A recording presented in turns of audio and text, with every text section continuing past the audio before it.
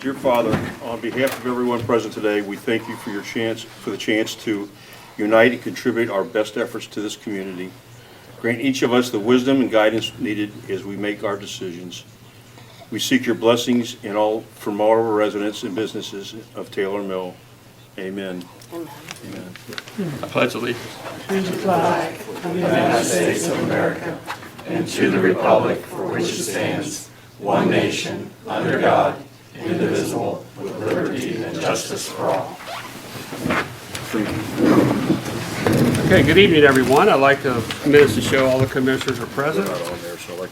And we'll start off with the approval of the minutes from the January 14, 2026 commission meeting. Do I have a motion to approve by Commissioner Murray, second by Commissioner Cromwell? All in favor? Aye. Opposed? The ayes have it. Approval of the minutes of the January 28, 2026 caucus meeting. Motion to approve by Commissioner Braden, second by Commissioner Merritt. Roll call, voice call vote. All in favor? Aye. Opposed? The ayes have it.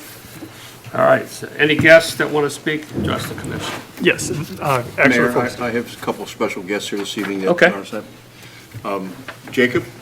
Jacob Staley, would you please step up here? And his father Gerald.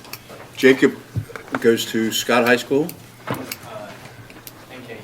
NKU, I'm sorry. you Yeah. just made him younger. That's my space. Yeah, they look younger every year, but no, he's at NKU. He's doing a journalism course at NKU, and why don't you please tell us, stand around the podium there, tell us why you are here. So I'm here because I'm taking a journalism course where I have to report over a city, so I picked Taylor Mill. Great city, obviously, but yeah, so I just have to learn about the city and learn how to report, basically. And I told Jacob that if he doesn't get enough out of this meeting, which he might not, that I know that the mayor or Brian and I, anybody would be happy to meet with him to give him additional information to help him with his journalism course. Thank you. Okay, and his father Gerald's back here too. Welcome. Okay. Thanks, Jacob. All you gotta do is give us a call, and if you want to know it, we'll do the best we can. Brian will help you. Mark? Terry Sandman, please come up to the podium, please. Yes, sir. I received a letter about, Actually, if you come over here to the podium and With just state microphone your, is. yeah, where the microphone is, and then when you can state your address, please. You're getting to be an old man too. oh, I tell you what, they don't move nothing like they used to. My name's Terry Salmon. I live at 7626 Oakland Drive, on basically the subdivision right behind you all. And what it was, I received a letter stating I had a violation on a storage container in my backyard, which I didn't know I was within violation when I got it, since I have seen other ones in Tillamook area. Which basically I need it because I had another house down Covenant, which started getting violations after it got broke to and into and ransacked and everything. Basically, I had to get everything fixed or put it up for sale, so I put it up for sale. So I had to go move the stuff. I wanted to keep them down there. Out here, my home didn't have a room, didn't have a basement, so I got a storage container. And that was just part of my life. I don't have the money or a place to actually go with anything. There's some things you like to try to save for your kids. And I just like to know if I can get that ordinance changed or what I can do to actually try to put wood around it or do something where I can keep it. So I don't know what I can do. Is there any way I can get around the violation or get it where something would help me out? Mr. Sandman, without the commission changing the ordinance, there's no leeway as far as that goes. But I will be glad to meet with you tomorrow and see what alternatives you might have. Well, thank you. Brian, you and I spoke, I think we spoke on the phone before. Okay. Yeah, when you first got the letter. So no, again, it's probably going to remain in violation. You're probably going to have to move it, but we'll see what alternatives you could. No. Terry, how long has that been there? A little over a year. Okay. Yeah. Well, is there a certain time you like, or wait there at the meeting to get with you? Actually, if you'll just leave me your phone number, I'll give you a call in the morning. Is that okay? Is that okay, or you just give me a call? Let me just give you my phone number, and you call me at your convenience. Give me till 9. Would that be a Board of Adjustments? It's not, can't verify. Be code enforcement board issue. Yeah, code enforcement. You can appeal it to them. But 859-581. Yes, 3234. 3234. Yeah, and my name is Brian. Okay. Thank you, Ron. All right, thank you, Mr. All right, thank you, Mr. Sam. Need some help here. See what we can do. Thanks for coming. Mr. Stu?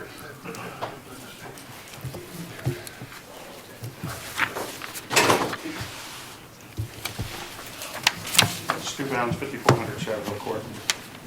I have a couple of questions, and I'm looking for some update. Number one, and since the city attorney is just back from Florida, is that why y'all were laughing at me? I was wondering if there's an update on the Grand Lodge. Yeah, it's interesting you say that because we have two different pieces of litigation related to Grand Lodge. So the Supreme Court has not yet ruled on the valuation issue with the PVA. There is a second suit that was brought as it relates to the constitutionality of the statute. That is being briefed right now, and I actually just sent a draft of my brief today Yep. to Brian, and that is in front of Judge Summey. So the update is the Supreme Court, it's still pending. The constitutional challenge is being briefed right now in front of Judge Summey. Thank you very much. All right. Thank you. Second question is there an update on the flag pole that we're planning to put out? Flagpole's here. Plan is to get it installed as quickly as we can. It's on the to-do That's out list. at the point, or whatever you want to call it. Yeah. Okay, all right, You'll see there is a marker there, a little cone. right. That's where it's going to be. Yes, sir. So it's here. Yes, sir. Now it's a question of when we can get it up. Yep. Get With all the, the snow being gone, the guys aren't doing any work at all. not at all. Yep. Sleeping. Yeah, let's give that laugh. Your tires are now flat outside, but And my third question deals with the budget. And first off, I have to apologize because the budget is in the packet is only through December 30th, actually January 1st, so I don't have the updated one. But I have a question about, and I think I know what this is about, but the term miscellaneous expenses and miscellaneous income is really so wide. So much can be made of that. yes. We're showing over $500,000 in miscellaneous income and $500,000 in miscellaneous expenses. Well, in my business, when I ran a business, miscellaneous expenses was paper clips. $500,000 for miscellaneous expenses or miscellaneous. Quick call would have cleared that up for you. Basically, when the county gave us that $500,000 I to thought that purchase, was for- Yes, we just haven't had a budget amendment yet to create its own line item. okay. So that 580, I think, will be moved out. Okay, it doesn't look good on the budget report. Miscellaneous income, miscellaneous expenses Yep. of over $500,000. I just wanted to bring that up. It's not a good thing to see on the thing. I just wanted to bring that up. So I wish we could fix that. get it As soon as done. we do the budget amendment, that will have its own line item. All right, thank you very much. Anybody else? Yes, sir. Okay, thanks, Stu. All right, moving on to legislation, we have the second reading of a text amendment for manufactured homes. Jack? This is ordinance number 415, an ordinance amending the Taylor Mill zoning code by 1, amending the definition of qualified manufactured homes, 2, amending the definition of single-family detached dwelling to include qualified manufactured homes, 3, removing qualified manufactured homes as a separate use, 4, removing use-specific standards for qualified manufactured homes, and 5, making any other necessary revisions for compliance with Kentucky House Bill 160. Just to refresh everybody, the Kentucky legislature last year passed House Bill 160, which the short version would be basically restricted cities' ability to discriminate against manufactured homes, that we have to treat manufactured homes the same as stick-built homes. PDS and the Kenton County Planning Commission did a county-wide text amendment to impact all of the different municipalities in Kenton County so that our current zoning code met House Bill 160. And that's all this is, and you can see attached is the text amendment where we have changed the definition of manufactured home. Manufactured homes still have all the same restrictions as our normal residential lots and our normal residential stick-built homes. We just cannot have any specific restrictions on manufactured homes that we would not have on stick-built homes. All right, thanks for that explanation. Now we come to a resolution. We need to vote on it. Oh, you need to vote, yeah, sure. Motion to approve. Commissioner Murray, Commissioner Braden, second. Roll call vote, please. Commissioner Murray? Yes. Commissioner Braden? Yes. Commissioner Kronborg? Yes. Mayor Bell? Yes. All right, now move Commissioner on. Merritt? Yes. Now move on to the resolution. This is a resolution of the City of Taylor Mill, Kentucky, declaring the Commission's objective to have the ownership and responsibility of maintenance and development of Grand Avenue from Kentucky 16 to Kentucky 177 transferred to the state of Kentucky. This is a major conveyance of traffic from one state road to another, and based on 2024 records, the average daily traffic count on this stretch of roadway is 3,054 vehicles. So therefore, the City of Taylor Mill endeavors to undertake all the necessary steps and procedures to make formal request for ownership of Grand Avenue to be transferred to the state of Kentucky. All right, any comments on this before we call for a vote? Okay, motion to approve by Commissioner Merritt, second by Commissioner Braden. Roll call vote, please. Commissioner Merritt? Yes. Commissioner Braden? Yes. Commissioner Murray? Yes. Commissioner Kronborg? Yes. Mayor Bell? Yes. All right, moving on to new business. Brian, you want to talk about the approval scope letter or intent of Grand Avenue study? So during the caucus meeting, you guys heard a presentation from Larry Brandstetter for Brandstetter Carroll, offering to do a study for the development of Grand Avenue. That study would basically entail any improvements that you guys may or may not want to do. And that cost, he was going to attempt to get funding for that. The estimated cost of that project would be $88,000 for the study. The agreement would be that if he was unable to get full funding for the study, the commission would make up the difference. So if he got $50,000 worth of funding, the city would make up the balance. I just need to know if you guys want to move forward with that or not. Comments? Comments? I don't, since we are asking or trying to get the state to pay for a study, I would want to table this until we find out if we're going to get funds from the state. I personally don't think there's a rush to sign this when we're approaching the state to pay for it. I have some concern about spending $88,000 on something that we probably aren't, we don't even have an idea what the cost will be, and we're putting $88,000 into something. I don't know, I guess I'm looking at the road program and thinking, is Grand Avenue, if we're considering giving it to the state, we keep it on the list for our engineers to determine if there are safety issues or things that need to be done. We are not saying we're not going to take care of Grand Avenue. But in reference to that major plan, if we're turning it over to the state, I don't know that we need to do that kind of a study. Mark? Yeah, I agree. I think before we spend money that we may not need to spend, let's go to the state and see what we can get from them. They may want to do a trade with us in some way, shape, or form. I don't know what that would be, but let's exhaust that avenue before we start spending money on another one. Dan? Yeah, I agree with everybody else. There's no need to spend that kind of money. I think most of us realize that if they were to take it over, they would want us to take something over that is their responsibility. And might be good for us, it might not be good for us. And I think there's a lot of hoops we gotta jump through. So I would not in any way, shape, or form want to commit any kind of money to it until we get a clearer picture. Okay. All right, with that, there's no Dan, how do you motion to feel? approve, so we, How do you feel? pardon? How do you feel? Well, I think I've already requested on behalf of the city commission from Senator McDaniel to do that. Yeah. So I won't know anything until the end of the session. Okay.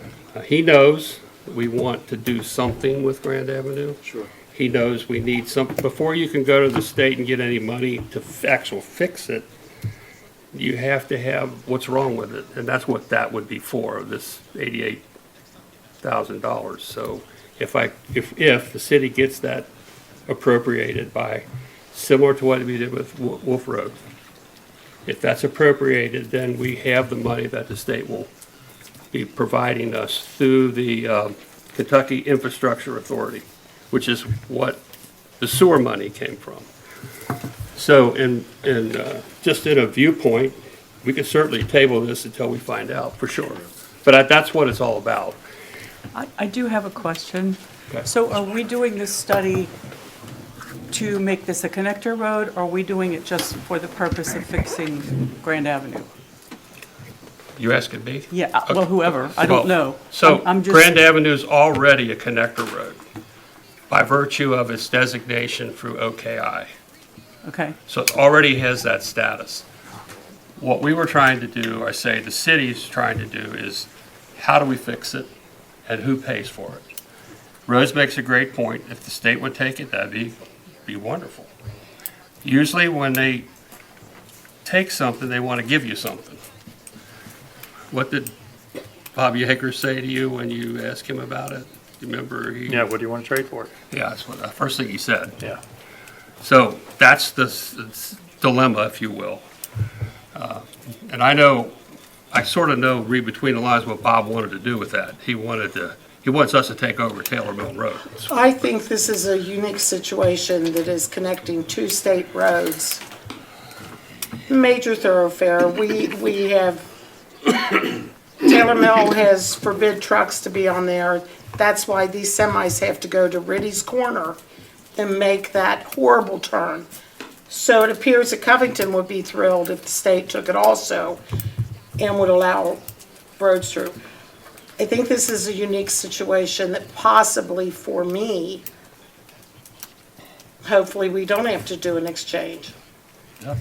That is a major connector road between two state roads. I don't think we should have to do an exchange to hopefully get the state to take it. Well, and you're right, and that road was dumped on us by the county years ago. Yeah. So it wasn't even our road to begin with. And now it's dumped on us. We should talk to the state about taking that over. I don't know how Sean would feel about if the state wanted to do a swap with Taylor Mill Road as compared to redoing all of Grand Avenue, but In my experience with the state on any type of maintenance swap, they generally like to study before because they want to know what they're getting into. And likewise, we would want to do the same thing.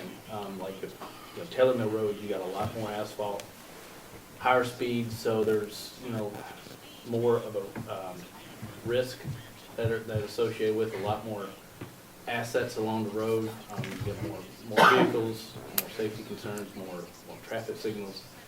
But, so you gotta weigh that if you're doing a swap. I will say though that Grand Avenue is functionally classified as a urban collector, and I know that doesn't mean much to non-traffic engineers, but that means it's eligible to receive federal funding currently. So whether whoever is maintaining the road or is responsible for the roadway, and I think is it the maintenance split along that road at least 3 ways. No. The very end is in unincorporated, but Okay. very little.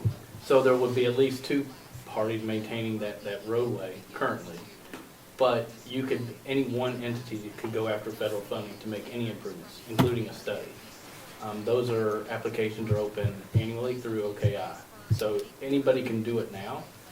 The bad thing with that is, well, it's federal money, which there's, as you guys know, strings attached to that. The other downside of that is generally limited to only 80% grant. So you have to still come with 20% match. So there's a little bit of capital you would have to expend, even just to do a planning study. But that planning study will only tell you what's wrong with it and make recommendations to improvement. So you may be paying $88,000 to learn. You have to spend, a couple million, $10, $20 million on something. That ultimately, if it sounds like it's wanting to be given over to the state, that wouldn't necessarily be the city's asset to worry about. But that doesn't do good for the whole community and the traveling public. So there's a lot to consider with any study and what the implications could be from that. So I'll be happy to help with anything dealing with the transportation cabinet, because I've fortunately or unfortunately done this before with them in 2 different districts actually. And I think we would have to specify what the trade, if you say Taylor Mill Road, are you talking from the light here to the south end, or from the bottom of the hill? Right. Because is that Pride Parkway down there? Or a lot of people still call that Taylor Mill Road, and they think Pride Parkway starts at this intersection. I wouldn't want to take on Pride Parkway. I would try to take on maybe Old Taylor Mill Road. We already have that one. Yeah. Yeah. Yeah, I'm just saying, I find it kind of hard to understand how this is really going to help us. I could be wrong. It's going to help a lot. It's very similar to that the study that we did for the water and sewer. It's like it's all related, and Grand Avenue is an urban collector, so that means it basically connects, generally speaking, between 2 arterials. So it's a major thoroughfare, major route, and we all know Grand needs a lot of work. It probably needs, just gut feeling, at least a 3-lane section, maybe 5-lane, depending on what kind of development we want to see occur in that area or anticipate occurring. So the study will outline that. There's also federal safety funds. If there's a collision of accident history or pattern on that road, you can identify that and go through and get HSIP, Highway Safety Improvement Funding as well. So there's a lot of avenues you can take, but you generally have to do some sort of study, either with another grant or, sponsored by maybe the state could do it, or even a local entity. So Sean, should we expect that the study would tell us the cost of the things that need to be done? Generally, they do, yeah. They give a cost estimate and sort of an implementation strategy and timeline, so you have very similar to our water, wastewater, like low, medium, high priority, and there'll be a dollar associated with that. Because I'm guessing if we take on everything that study finds, that would be quite a lot for a city our size to take on. It could be. It'll be a lot because it'll be an LPA project if the city wanted to sponsor it, so it would be a major undertaking just on the federal process. I mean, if you can imagine the challenges that we've had just building a sidewalk. Exactly. That's what I was thinking. Is this going to be a state road? Would we have to worry about sidewalks? Well, with any project, you will always want to look at multimodal. You may actually end up, part of the recommendation, maybe a shared use path along that corridor. Well, yeah, but I mean, like Pride Parkway, when it was built, sidewalks were, Yeah. we didn't have a choice. They were, said you will have sidewalks, you will have a bike lane. With the state and honestly with Taylor Mill, we have a complete streets policy, so we have to consider it. Doesn't mean you have to do anything as far as, you know, bike ped connections, but you always have to consider it with your project. And generally, when you consider things like that, especially in that type of area, you're likely to have at least sidewalks, maybe even shared use paths. I have a question. This is related to our road study that you do the 5-year plan off of. Where was Grand Avenue in the scheme of things on the 5-year plan? I mean, was there something imminent that we missed that I never heard about? I don't think on the last 5-year plan that it was showing up. Now, they're still trying to work through the data on this latest round, and it may show up there, but that's just purely looking at pavement condition. So if the pavement isn't in bad shape, you know, just from a maintenance standpoint, it may not pop up on the map as red, but there's other things that could cause it to be, you know, functionally obsolete, or just, you know, it just doesn't work. Like, the capacity of the road is 3,000 vehicles per day, which isn't a lot.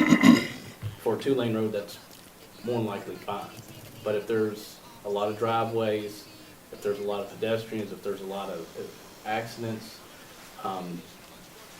that could be one reason to make improvements.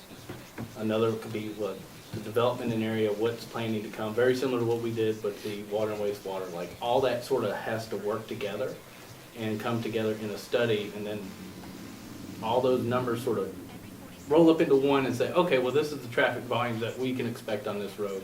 And in order to accommodate a certain level of service, so basically it's like a letter grade, A being the best road, free flowing, F is pretty much like 27 in the afternoon. You know, it's bad. So we want to try to maintain like an A or B generally, and what type of improvements do we need to make to do that? So we'll tell you whether you need widening, maybe you don't. Maybe you just need select turn lanes and traffic signals. Maybe you need traffic calming. There's all these things that sort of play out. Then the implementation strategy is very unlikely that you'll want to do one big project. So you may do sections, or you may do components, like intersection improvements, then fix the intersections, then come back later and do in between intersections, if that makes sense. It's just a lot of talking and thinking. There's a huge stakeholder involvement component to any transportation study, as well as getting with utilities, because if the road needs to be widened, those utilities have to be accommodated somewhere. And there's not a lot of physical room along that whole corridor. So then you have to look at property and right-of-way impacts as well. Thank you. So just when one of the major issues is stormwater on that road because of the hill.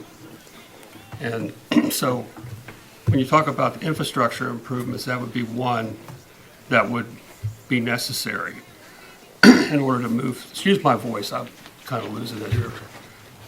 So anyway, so the issue, I think I see it as a couple different ways. I like Rose's idea. I wish the state would take it. That's number one.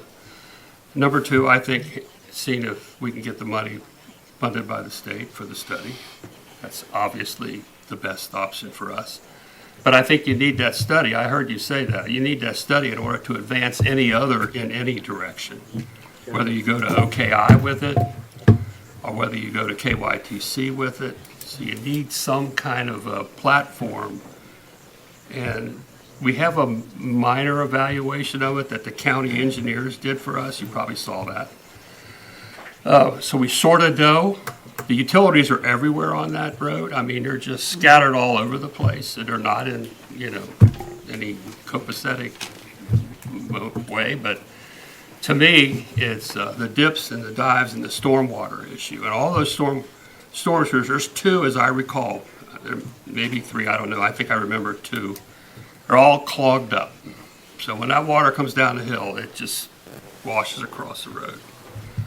So this project, as I view it, is not something that this commission will see the end of it. I think it's something that'll be, who knows how many years down the road. It won't be, but I think putting something in place to start a process is something where hoping the city commission might consider, simply because the road's not going to get any better not doing anything. And we can always, by the way, that's an option.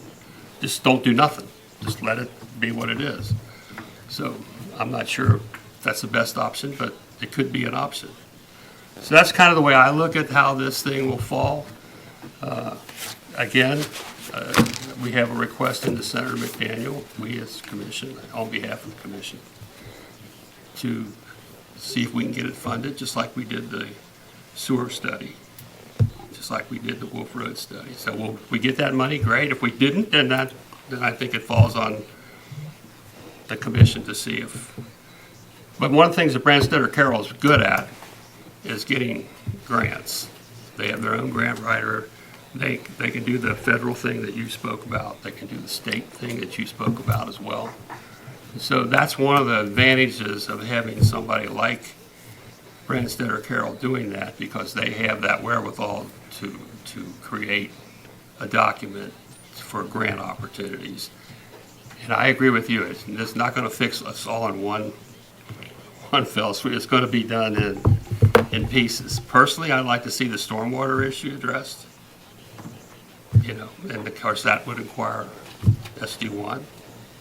So who knows what their involvement would be. So it's really kind of a planning thing that just has to be put together and move in a direction that will eventually cure or provide improvement, whatever that improvement is.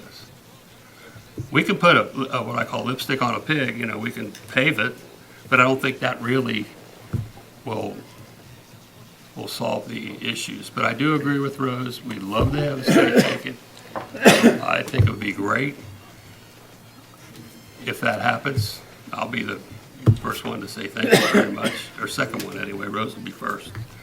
So, but I think we need to have some kind of a study. I'm willing to wait and see if we're able to achieve that through the legislative process for this 2-year buy-in. We won't know that until April.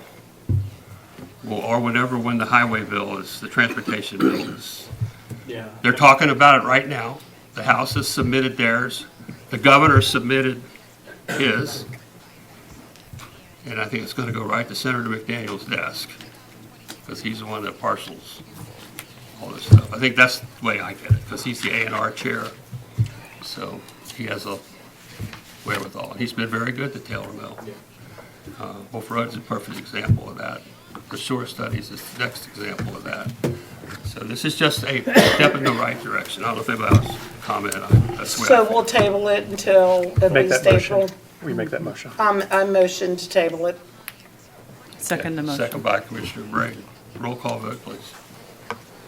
Commissioner Merritt? Yes. Commissioner Braden? Yes. Mayor Bell? Yes. Commissioner Cromberg? Yes. Commissioner Murray? Yes. All righty.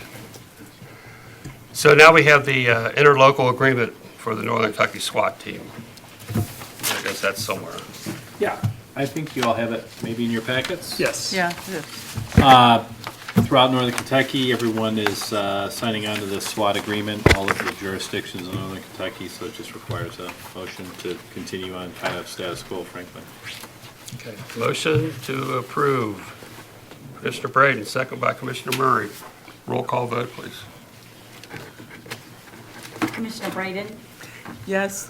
Commissioner Murray? Yes. Commissioner Merritt? Yes. Mayor Bell? Yes. Commissioner Cromberg? Yes.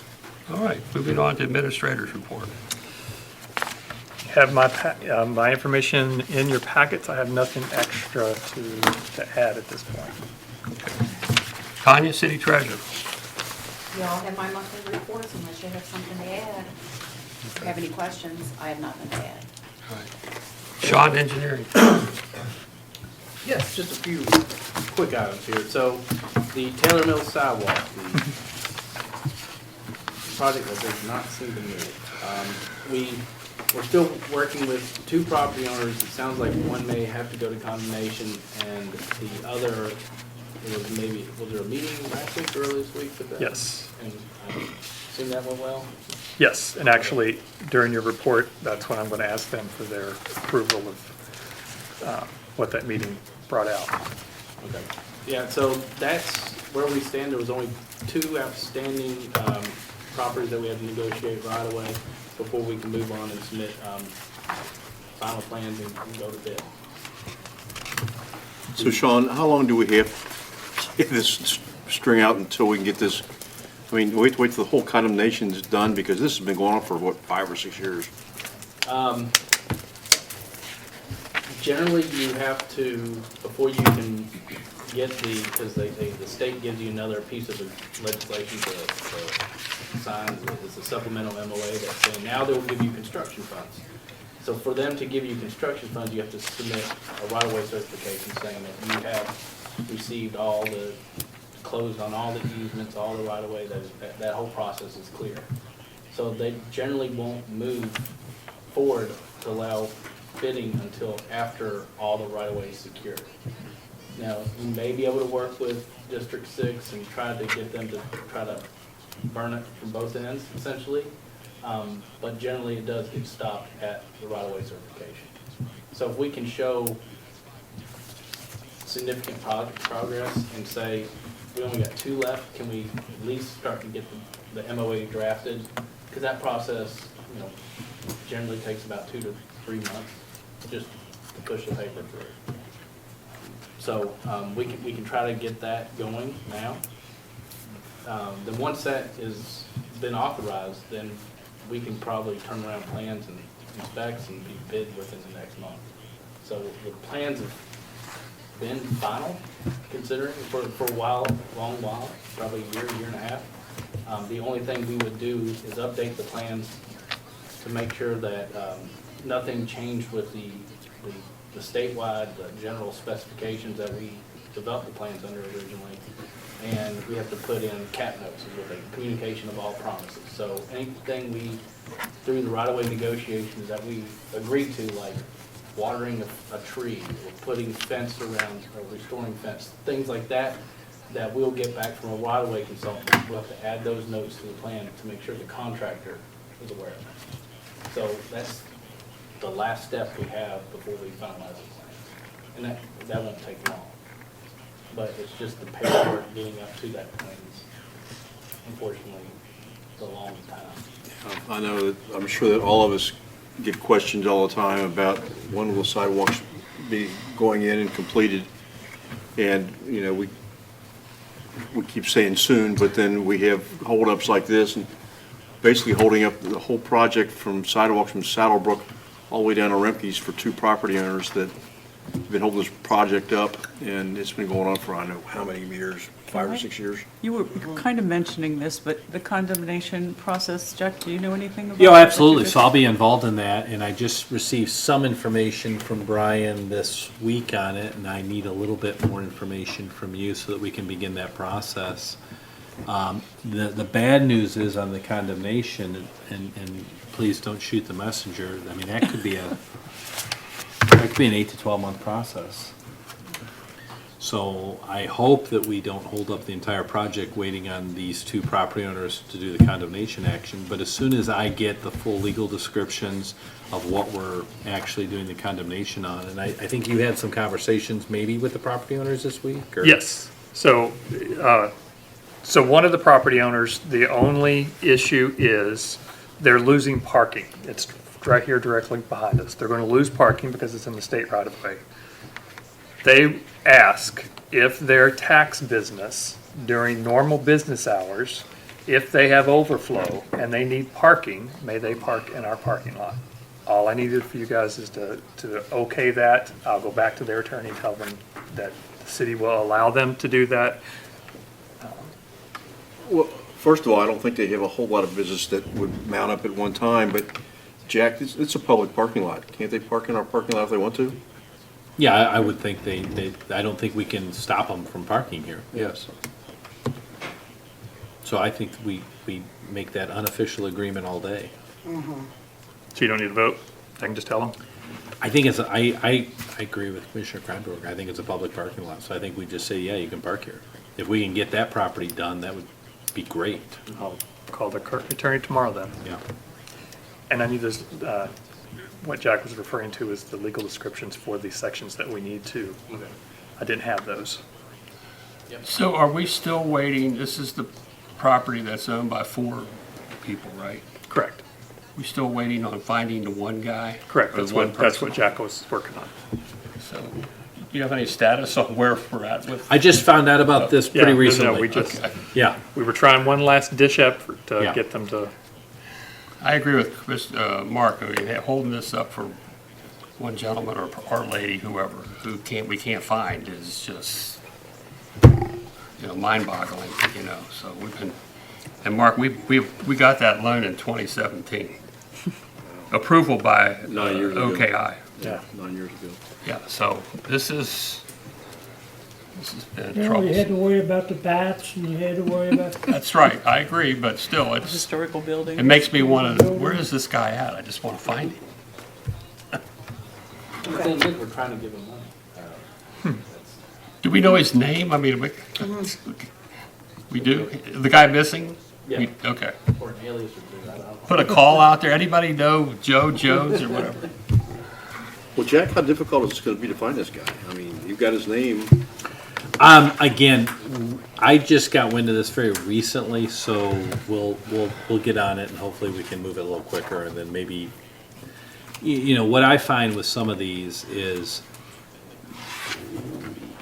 whatever the appraised amount is fine, but we certainly, if we had to, throw another $1 or $2 at it to move it forward, it's probably not the end of the world, but we're not there yet. So, by the caucus meeting, I hope I have a better update. Good, good deal. Okay, thanks. Thank you. Yeah, that's one question I'm sure that the commission would love to not have asked. I understand. When is the sidewalk going to be done? You're not the only city. I have another city that I think we're on about year 10 or 11 with sidewalks. So this is a normal process with federal grant sidewalks. How'd they find their guy? Maybe he's got the. Oh, my goodness. All right. So appreciate that. Okay, yeah. So we got Vincent Drive. We had the additional geotech borings were completed on January 29th, so all forms are done. We're hoping to get that report back in early March, so we're getting close to wrapping up the plans. Once we have that report, we should be good to go, provided that SD1 secured all the easements. The 2020, the Locust Pike area water and sewer feasibility study. We talked a little bit about that earlier. We did have a presentation at the January caucus meeting. We're looking to submit the final report in March. There was a handful of revisions and additions that we're going to make that came from that meeting. And the Mason Road slip, this is the one that UES is working on the pier wall plan for.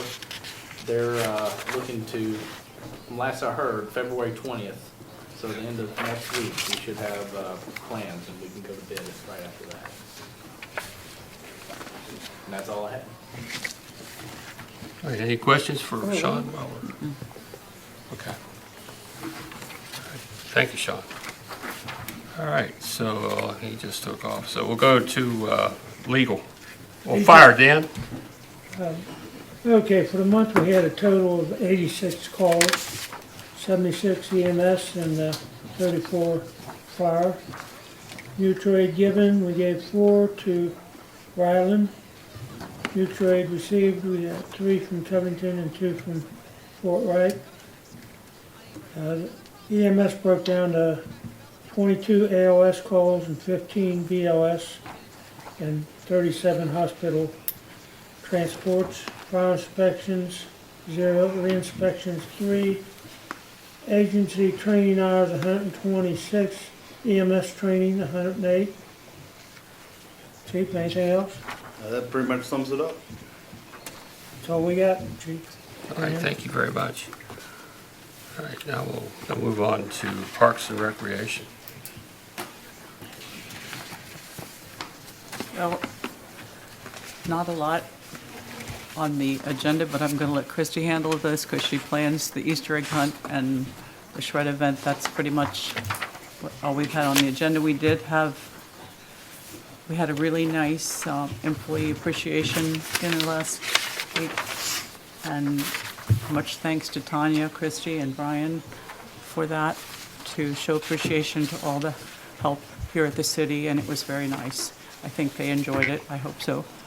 Anyway, but I'm going to let you give this. Okay. So the Easter egg hunt is coming up on March the 28th, so we're gearing up for that. Started getting calls about the shred event. It will be on May the 9th this year, and it will be back on the campus of the city, so we'll get back into the routine of that. And then starting to get calls about the yard sale, the community yard sale. I am changing the date a bit, so I've got quite a few people requesting to not have it on a holiday weekend because they want to go, you know, with the family and friends and events and on vacation. So I'm going to try. I don't know if I'll get backlash, but this year it's going to be on May the 29th and 30th after the holiday. So that's all I have. Thank you. All right, thank you very much. All right, Mark, police. Yeah, thanks, Mayor. Everybody has Chief Mills' report, and he's in meetings right now, so we have Mac Willett filling in for him. Mac, do you have anything you want to add to the chief's report? Just one thing, we've seen a lot of increase in online scams to a lot of our residents. And a few of them have been a lot of money. So just to our residents, if something seems fishy, ask a friend, ask a family member, call us. We'll try to help you out. Without getting into specific numbers, it was close to over $100,000. So that would hurt me a lot. I don't have that much money. So Anybody. if anything seems suspicious, call us. We have no problem coming out and trying to help you and stopping something bad from happening. So that's all I have for you. Thanks, Mark. Thanks, Mac. That's all I have. All right, Public Works, Commissioner Barron. Well, I think we know what Public Works has done in the last month. And we want to thank you, vast majority. The residents are very thankful. You did a great job. That was a lot of snow to move. Also, before I hand this over to Jerry, I wanted to mention that Floral Hills, right after the snowstorm, had a breakfast catered for the employees. Our partners in this community are amazing. Terry Foster also cooked them a meal and had them pick it up. So we want to thank our employees, we want to thank our residents for showing their support for our employees, and we appreciate it. I agree, Jerry. Your group did a great job. Yeah. Thank you very much. Thank you. I Although echo I can't that. see the street from where I'm at. You heard it melted, didn't you? Today you might. We've had a lot of melt. Hopefully, we're done with the snow, Jared. We were hauled up on some salt. I got a call on the way in here tonight. I've been waiting for a couple, 2.5 weeks for salt that we ordered before these storms even. But it's supposed to ship tomorrow. We're taking deliveries tomorrow, so. So we're gonna have plenty, just in case. We got don't enough need- for maybe 7.5, 2 snows, but we'll be up with plenty tomorrow. Because I want to commend your crew for going out this morning and throwing salt on the black ice. There's We all jumped on it first thing this morning. I got here at 7 and started getting everybody's stuff together. So Yeah. we could get out there. there's a lot of black ice out there this morning. How many tons of salt will he be bringing into you? I ordered 125. I'm way lower than that now, but that was the time that I ordered it. I could fit 125, now I could fit more, but I'm not gonna add on to it until I see how full it is. We might be good for the year. And when they bring the salt in, they bring them in the trailers or the what are they going to call it, the size of semis? Yes. How many of those will they be bringing in to give you 125? Well, they can get about 25 tons in a truck, roughly, close to 25 tons. You ask for 125, you don't get that exact, you know what I mean? They'll have 23, 24 on the truck, you'll get 5 trucks, so it might not quite be the 125 that you want to build. So those big semi-sized, Yes, it can be triaxles, but sometimes tractor trailers can be used. yeah, that's the word I was wanting, tractor trailer, yeah. So, I don't want to embarrass Tanya, but she had a traffic accident on Wayman Branch, And, Too late. Exactly. But well, I know, but everything turned out all right. She wasn't was not her hurt, fault. number one. And unfortunately, the salt truck for the state, that's a state road now, turned up after she hit Jackson. Oh, that road was bad. I always contend that if, when Taylor Mill did that road, we always made that road first, because it's what it is.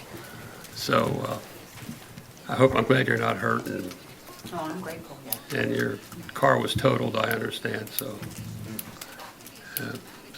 She got a little banged up, but No, I have bruises and that, but nothing broken, so.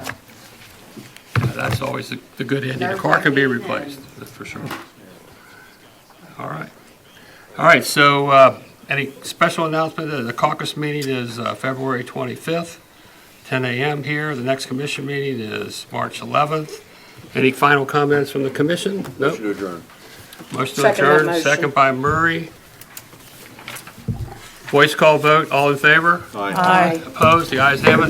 Meeting adjourned. Good job.